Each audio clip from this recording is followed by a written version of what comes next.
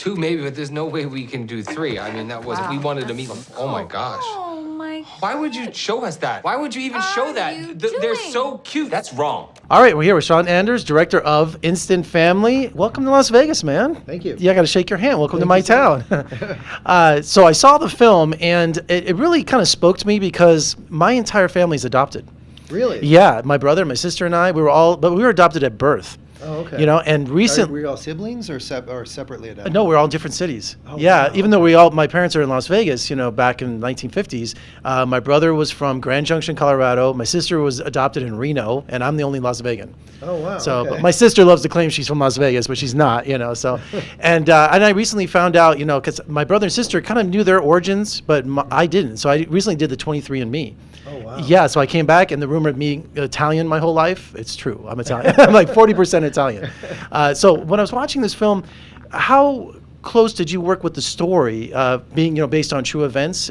Tell me about the origin of that. Did you read about that, or where did that jump out at you? Well, it's from my own life. I adopted 3 kids out of the foster care system. My wife and I did.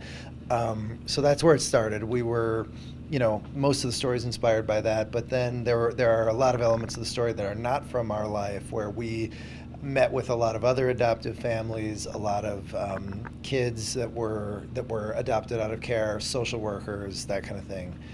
So it's inspired by my own story as well as the story of several other families.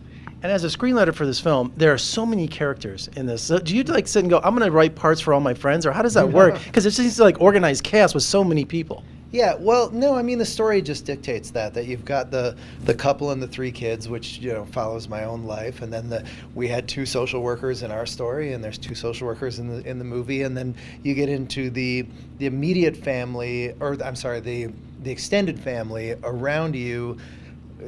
In everybody's adoption story, they play a fairly big role, so we wanted to make sure and get their input and their attitudes reflected in the story. So it just kind of grows organically that way.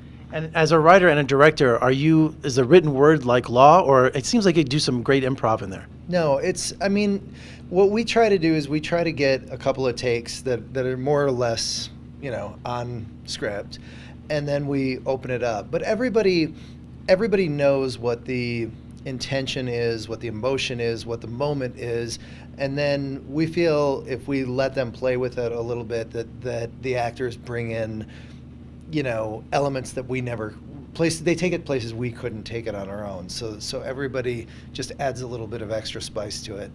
Well, the old Hollywood law is never work with children or animals, but you've worked with children so much. What's the key to directing children?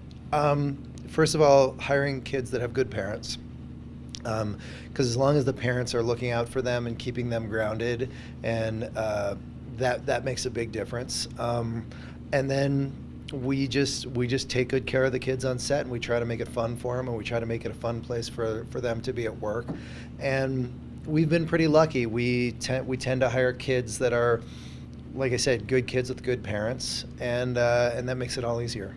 And tell me about, for Instant Family, especially when you do test screenings, are you surprised what gets laughs and what gets tears?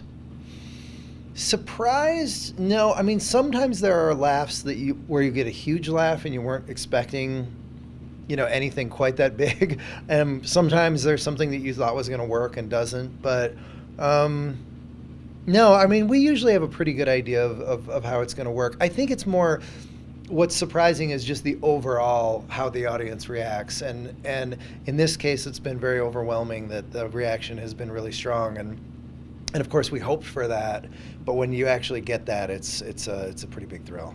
And looking at your filmography, you've done so many great comedies, either as writer or director, from Hot Tub Time Machine to Sex Drive. But Mark Wahlberg, he's directed, you know, he's got a lot of action films. You just go to him one day and go, look, Mark, I know we do all these comedies, but can I have a chance to direct you in an action film, or are you pretty much staying in your own genre?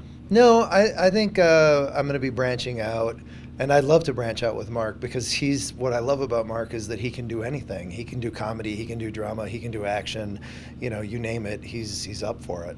And while watching Instant Family, I kept thinking to myself, this is the perfect holiday film, because I think my mom would love it, my brother would love it, because they're all those delicate sensibilities, but they would just love something like this. Yeah, I hope so. I mean, that's kind of what it's for. We wanted this to be a movie for everyone. Well, great job. Thanks so much. Welcome to Las Vegas, and thanks for talking to me. Appreciate it. Thank you. Thanks.